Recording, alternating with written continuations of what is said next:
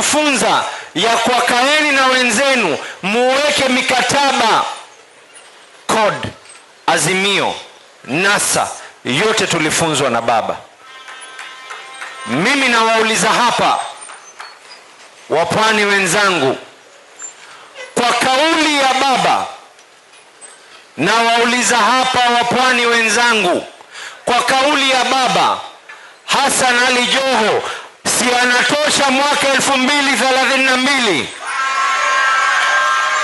Nawauliza hapa wapwani, kwa kauli ya baba, tukae tuongee na William Samoei Ruto ili na sisi tuweze kujipanga mwaka 2032. Kwa kauli ya baba, na wauliza nyinyi wapwani wenzangu, wangapi wanakubaliana na mimi ya kwa huu mwaka huu tukae tujipange katika hii serikali, tuingie tumsupport William Samoei Ruto? Mnakubaliana, mnakataa?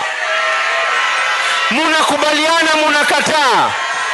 Mimi nawaambia wenzangu, I will respect your decision to speak, but you need to be able to respect my decision to speak.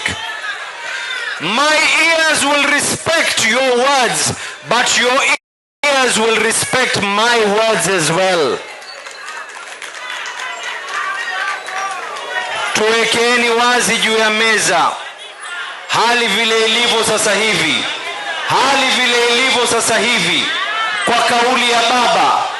Je, tuseme Ruto tosha kama alivyosema yeye Kibaki tosha, ama tuende kwa wale ambao kwamba upande mwingine ni wa kabila? And I ask the others, give me an alternative. I ask the others, give me another option that is there. Baba, the people of Pwani miss you and will love you.